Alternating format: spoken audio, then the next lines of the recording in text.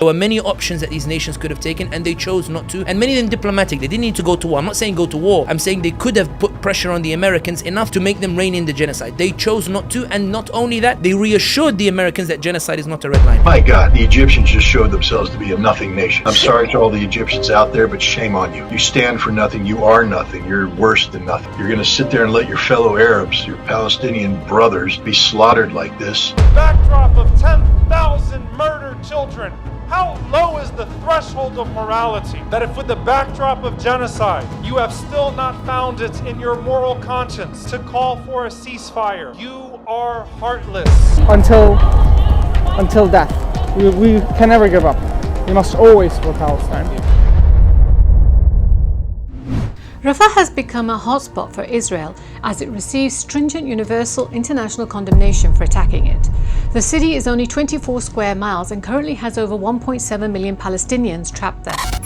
To give you a sense of the size, it's approximately twice the size of Dubai Airport, or around 3 times the size of JFK Airport. Last week, Turkey was one of the first Muslim countries to do anything substantial for the Palestinians. It announced a total ban on trade with Israel, which was worth around $9.5 billion. But even that is seen by many being too little too late. However, most Muslim countries, particularly the Arab nations, seem to have gone incommunicado. Their leaders seem deaf and blind to the massacre of over 40,000 Palestinians, with the 3rd mass grave just found in the Al-Shifa hospital. Arabs have reacted very differently in 1973. During the Yom Kippur War, Arab nations used OPEC to dramatically escalate oil prices in October 1973. They raised the price of a barrel of oil from $2.90 before the embargo to $11.65. In today's dollars, that would have meant going from $20 a barrel to around $80 a barrel. It created an international economic crisis and forced the United States and the Soviet Union at the time to come in to resolve the crisis immediately. The GCC together accounts for about 45% of the world's proven oil reserves and 25% of crude oil exports. Iran is the world's 3rd largest and Qatar is the 6th largest natural gas producers in the world. The Suez Canal, operated by the Egyptian government, is vital to global trade. One estimate of the value of goods that are transported through the canal is around $1 trillion a year, which represents about 30% of global shipping trade. When it was cut off for just 6 days due to an accident in 2021, the cost to the world economy was estimated at $9.6 billion a day, according to data from Lloyd's Insurance. Brave young students across the United States have done more to highlight the Palestinian massacres, risking their graduations from top schools, their careers, their futures, much more than what has been done by the powerful Arab leaders across the world. So why are the major Arab players in the Middle East, in particular Saudi Arabia, Egypt and the UAE, nowhere to be seen during what Saudi Arabia has now itself finally admitted as a genocide taking place? Why are the Arab leaders so quiet? Please subscribe and like and share my video if you enjoy the content on this channel. It will help me to bring a variety of new people to you and to discuss the different issues which affect us all, materially, physically and emotionally. Since the conflict began, Arab states' response has been what we can politely describe as being feeble and flimsy. They did a conference, a meeting of the OIC, met a few foreign ministers in a few capitals, made a few cliched statements, and then they continued generally with their business as usual. Support for the Palestinian cause has waned over the past several years. Protests in the Middle East have either been banned or closely managed to ensure that they do not get out of hand. Egypt arrested protesters even at a government-sanctioned protest that it felt who went too far in the criticism of government policy on Israel. Similar constraints are existing in other Arab countries at this time. And amongst the Arab states that recently recognized Israel, only Bahrain has recalled its ambassador. The UAE and Morocco have not. Even though across the world, at least 10 other countries have recalled their ambassadors from Israel after the Israeli government's actions in Gaza. This includes Chile, Colombia, Bolivia, Turkey, South Africa, Chad, and Jordan. Saudi Arabia, which this week finally gave its first rebuke to Israel on the crisis, asking for the cessation of the massacre and called it on the international community to intervene to stop the genocide. But until this point, it had just been giving the usual lip service statements in support of a Palestinian state. During the last 6 months, it's banned social media posts on Palestinians in the country, and at the Red Sea International Film Festival held in Jeddah in December, keffiyehs were banned from being worn. And since the beginning of 2024, rumors have started again that the Saudis have started discussions over normalization of relations with Israel. Arab countries have done nothing so far which could have even shown some semblance of balancing of power in the equation in favor of the Palestinians. They've left the starving, dying Palestinians alone. They did not even have the moral courage to take the case to the ICJ. It took the South Africans to do that. Yet, when it comes to the Arab street, we know they are firmly with the Palestinians. A recent survey in 16 countries, which represented around 95% of the Arab population across the region, was done to get an understanding on the Arab public's view about the Israeli war on Gaza. The survey's shown that 92% of Arabs consider the Palestinian question to concern all Arabs and not only Palestinians. And a majority of 67% view the UAE position as bad or very bad. 64% see Saudi Arabia's position in the same way, and 54% of Egyptians. They are scary numbers, and they explain the massive clampdown in these countries on protests or condemnation of their government's policies on Israel. When these people were asked about the most important reason motivating Hamas, 35% of them said it was due to the continued Israeli occupation of Palestinian territories, and 24% said it was Israel's targeting of the Al-Aqsa Mosque, which happened last year in April 2023, when the Israeli forces fired stun grenades and arrested worshippers from inside the mosque during Ramadan, which is the holy month for Muslims. They were also asked what has allowed Israel to do this kind of action that it's done on Gaza. And obviously, predictably, 50% of them thought it was due to the US military and political support. And that's the most important factor. But what's interesting is a further 14% also thought it was the failure of the Arab governments to take decisive measures to make Israel stop. And that this is the most important factor. And a further 11% actually blamed the recent normalization agreements between Israel and the Arab governments as being responsible. The Arab street is very unhappy with its leaders. So why are these Arab leaders so quiet? Well, for starters, most of them dislike Hamas because of what they see as its Muslim Brotherhood inspired ideology, and it's seen as an Iranian proxy. And they'd be quietly but perfectly happy if they get whipped by the Israelis. They're threatened by Iran much more than Israelis, and have for decades worked secretly with Israel against Iran. So they're reliant on the United States as well as Israel for their stability and their continued hold over power in the region. Iran's revolutionary Islam has frightened Arab leaders since 1979 revolution. Most Arab countries are dynastic, family-run or military-run states, enterprises, neither of which are comfortable with the idea of people-run democracies. Yes, there is a lull in that currently, in that there's a slight bonhomie that we see between Saudi Arabia and Iran, but that's another story to discuss.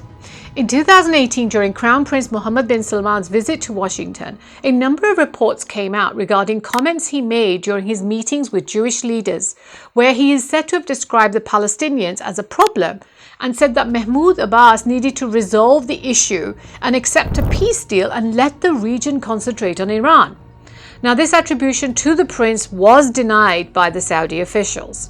However, during the same visit, in an interview with the Atlantic magazine, the Crown Prince Mohammed bin Salman also said that the Jewish people had a right to their own land. These comments were widely criticized at the time, and his father, King Salman, had to quickly put out a statement reasserting the Palestinians' right to an independent state with Jerusalem as its capital. Moreover, these are not diverse, plural societies accepting of differences. Most of the religious or ethnic minorities are denied basic rights in these countries. So the expectation that the leaders really care about what happens to the Palestinians is optimistic.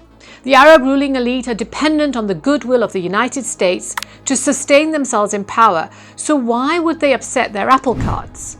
In essence, they're making the right noises, but quietly happy enough to go along with the flow. Arab leaders also believed in the mirage that Jake Sullivan described, where he says that the Middle East region is quieter today than it has been in 2 decades. They signed their Abrahamic Accords in 2020, and in 2023, in the G20 summit, they announced the India-Middle East-Europe Corridor. They were focused on their economies and moving forward, and not interested in a 70-year-old chronic issue which they thought had subsided. Now, looking specifically at why 3 major Arab players, the UAE, Egypt and Saudi Arabia, have just not stepped up to play a role that would have been expected from them to help the Palestinians. For the UAE, it's all about the money. It started developing strong trade ties with Israel, and it does not want to jeopardize these. And it was hoping that the post-October 7th crisis would end quickly. Now, apart from Abu Dhabi's still ample oil and gas reserves, the UAE has diversified and started to focus on tourism and finance amongst other industries.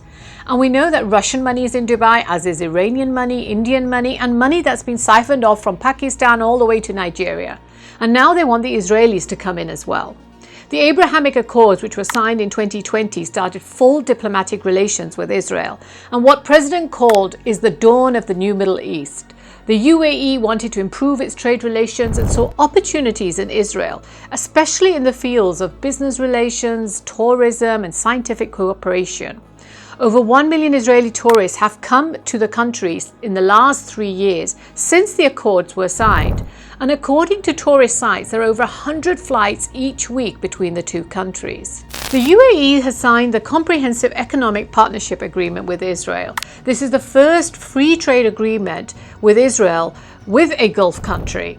The bilateral trade between UAE and Israel have reached around $2.6 billion in 2022 and was predicted to reach around $10 billion by 2026. Israeli technology companies have opened research and development centers in the UAE, and Israeli and Emirati universities have forged research partnerships on things like artificial intelligence. Last year, Abu Dhabi's sovereign wealth fund is said to have invested over $100 million in 6 Israeli venture capital funds, as well as buying a $1 billion stake in an offshore natural gas field from NewMed Energy of Israel. The UAE has walked the talk on the accords and got what it wanted. Now, coming to Egypt, which used to be a dominant regional force, but is now a shadow of its former self due to the weak economic conditions that the country has had for the past 2 decades. 60% of Egypt's 106 million citizens are estimated to be below or close to the poverty line.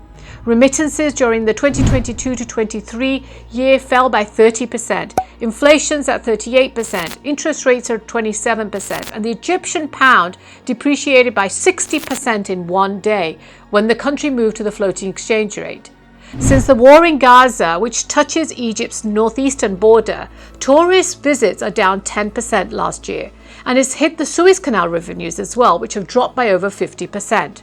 Egypt is not only dependent on aid from the United States, but is in the midst of its severe economic crisis, has also signed a $8 billion agreement with the IMF.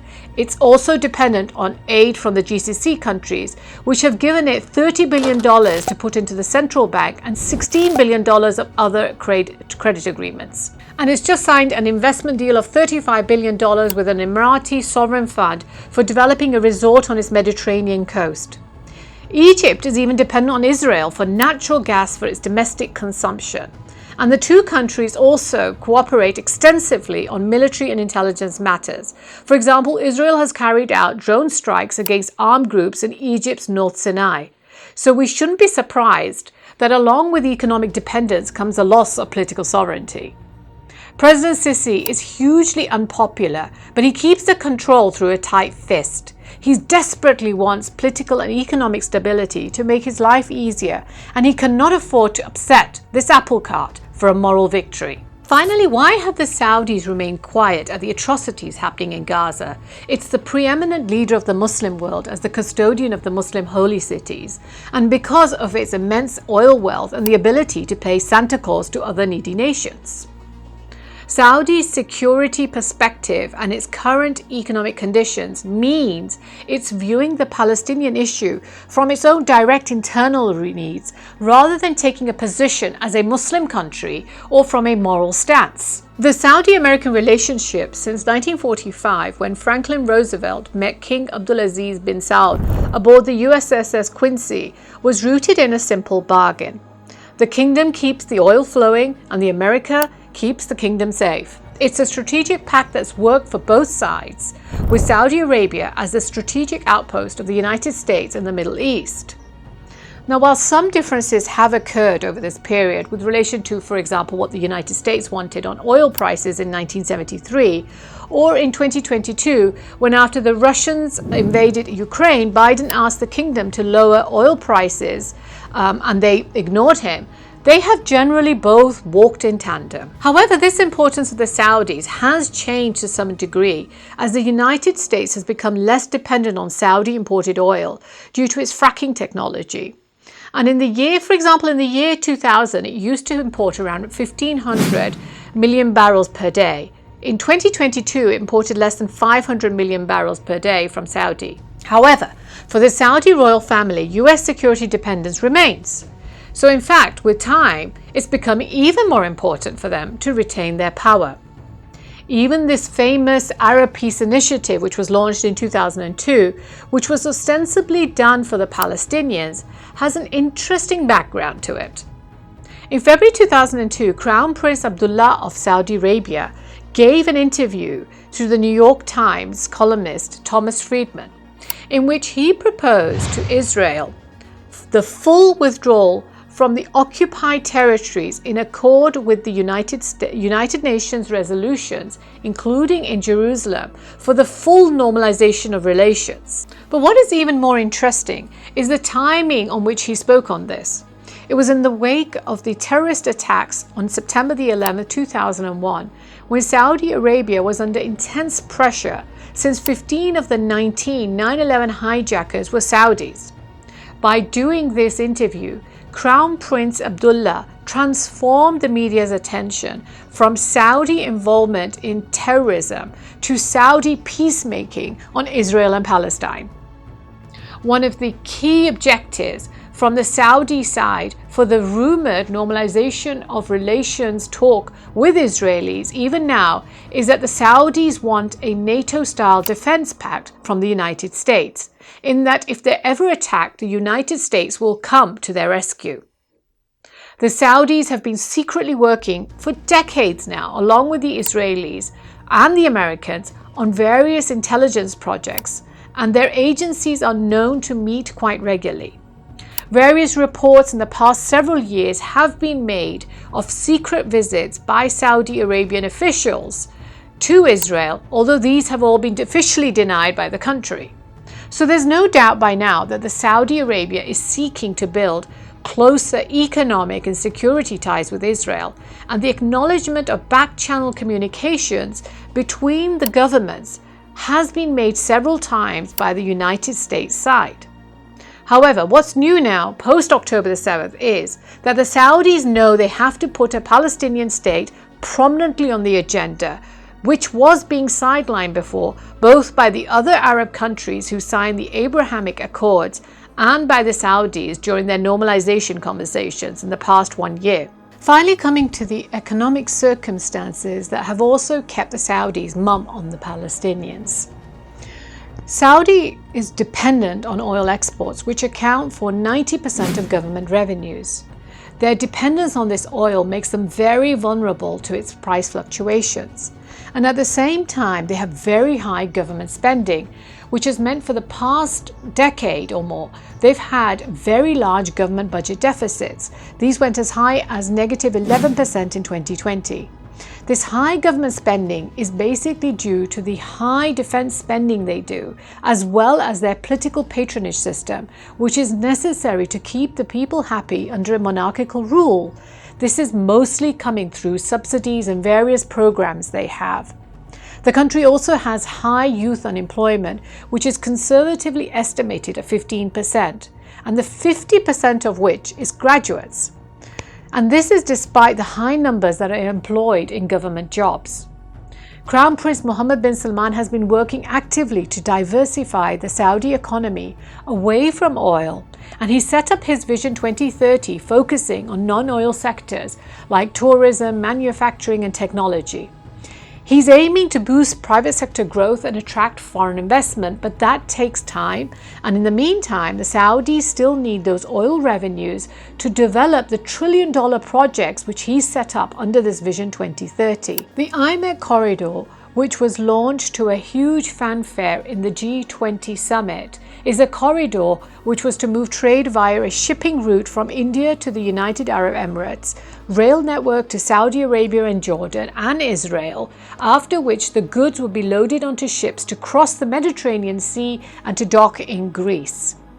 Not only is geopolitical stability required to ensure the funding and the development of these projects, but it was basically also predicated on a quick path to normalization of relations between Saudi Arabia and Israel, which under the Jake Sullivan thought process was all set to be finalized, but for October the 7th.